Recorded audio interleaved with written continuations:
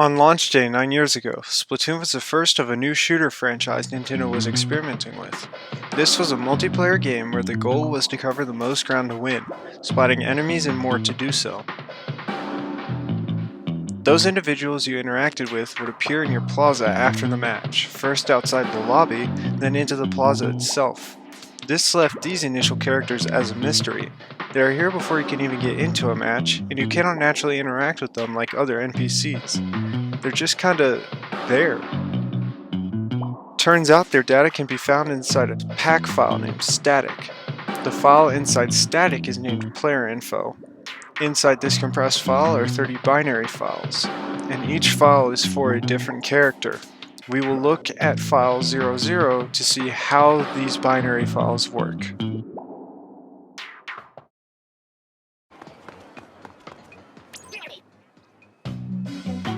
Here is Eric, one of the NPC presets.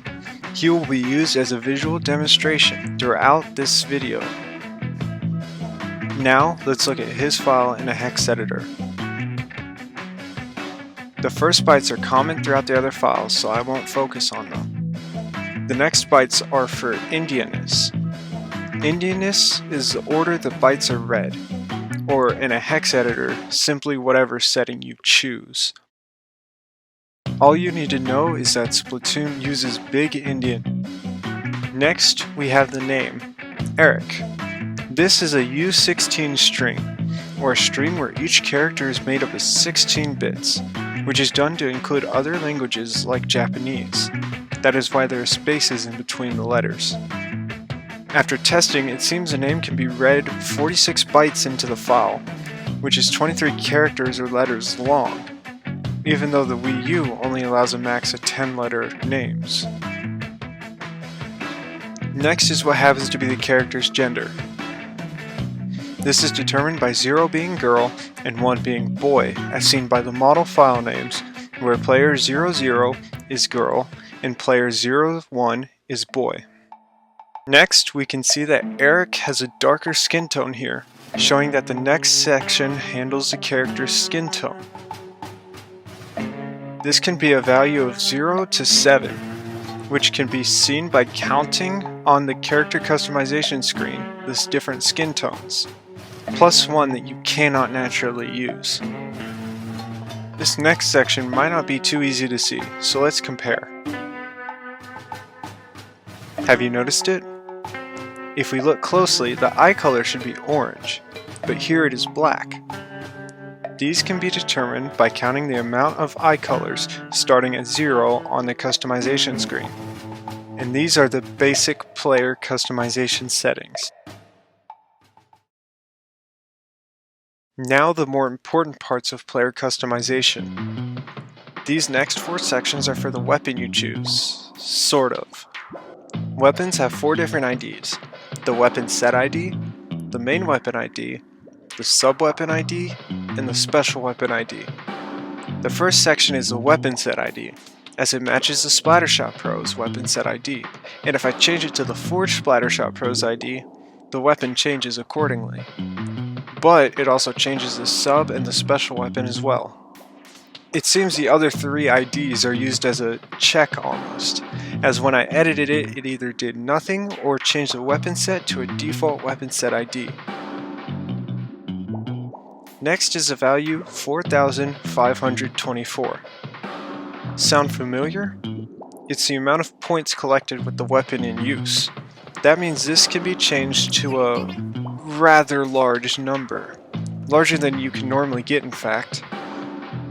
The next 3 main parts here deal with the 3 different pieces of clothing you can use in-game: a pair of shoes, a shirt, and a hat, or in this case, glasses. The structure of these 3 parts are the same, so I will only explain one. This first number is the gear ID. If I change it, it changes what model the game calls and its corresponding main ability. I will skip the next 2 sections for a bit and go to these 3.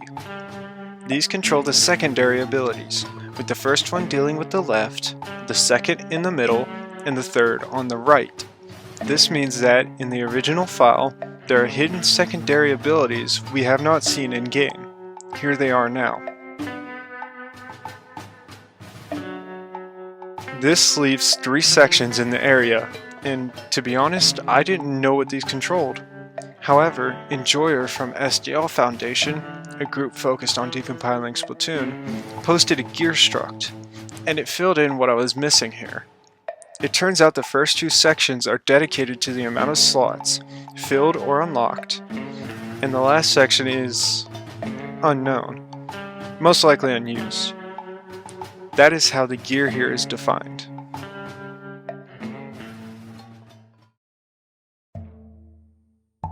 The next section is still a mystery to me, as when I change the value, nothing seemed to happen. I would imagine this is used, but I'm not sure how. Next is a player's level, where whatever value you input plus 1 is a player's level. Skipping a bit to this section, this turns out to be the value of the preset number. For example, this file is Plaza NPC preset 00, and the value here is 0. But for Plaza NPC preset 10, the hex value is 0A, which is 10 in decimal form. I am not sure how this affects how the game calls the file, or if it does. Finally, at the end of the file, the last 4 sections are different from the rest. The rest of the data was integer 32, excluding the name. These seem to be 32-bit floating point numbers, or color 4F, since 3F80 is equal to 1 as a float. Looking at the float value shows that there are 4 floats, and in the pattern red, green, blue, and alpha, or RGBA. Let's do some simple math. RGB can be identified on a scale from 0 to 255. The first float value, or red, is roughly 0.847. It is 84.7% of 100%. If 100% is 255, then we want to see what 84.7% of 255 is. After multiplying 255 by the float, we get roughly 216. Let's make this the R value in our painting app.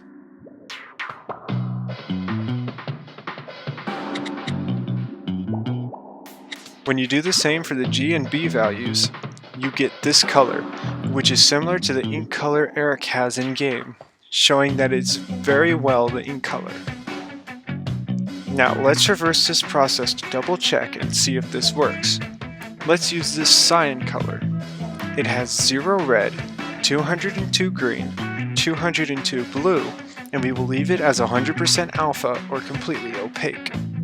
If we want to get the float value for the G value, for example, we want to divide 202 by 255. That is your float. Do that for the R and B values and input them into the file accordingly. Then, if we go into the game, we can see that Eric does in fact have the cyan ink color.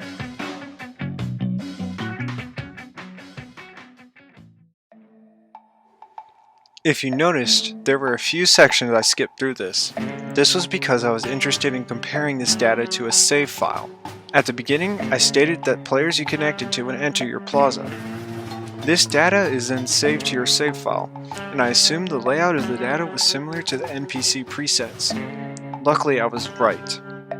This is Acer, someone I last connected to online. He has what everyone else in the presets have, except for one thing. A rank. If we look where I skipped in this file, these 2 F sections are the same, so I will assume that they should stay like that. I attempted to use the rest of this rank data and copy it into the NPC preset, but without success. No rank showed up. I was hoping to learn how it worked before this video, but if I do figure out how it works, it will be documented on my GitHub, where I spent some time analyzing and documenting Splatoon assets already. This will also have guides posted on how to edit different things, like this, or models, UI, soundtracks, and more. With that, this is how these NPC files look in Splatoon. A small note I would like to add is how they are loaded into RAM. This data layout is loaded into RAM a couple times, but the main part I want to look at is where it's loaded to appear in game. In the plaza, the characters can spawn at specified different locations. These locations are also specified in specific spots in RAM. If the location is in use, the data is inputted into a specific location in RAM. If it isn't, placeholder data is used there instead, which is almost all byte FF and the weapon set ID 1020, which would be a splatter shot. Partially editing this area will crash your game.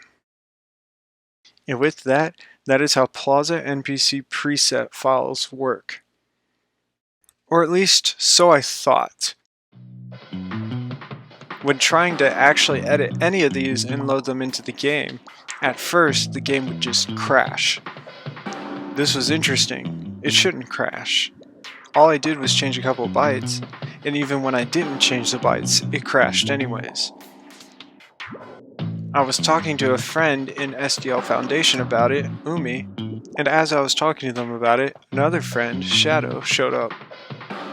He said that this could possibly be because Toolbox, the tool that I was using, was getting the alignment in the compressed file wrong. He looked at the file in a hex editor and realized that player info did in fact have a wrong value at the beginning of the file, and changing that from 0004 to 2000 led to the file working and the game running normally. So, thanks to Shadow, all this was possible.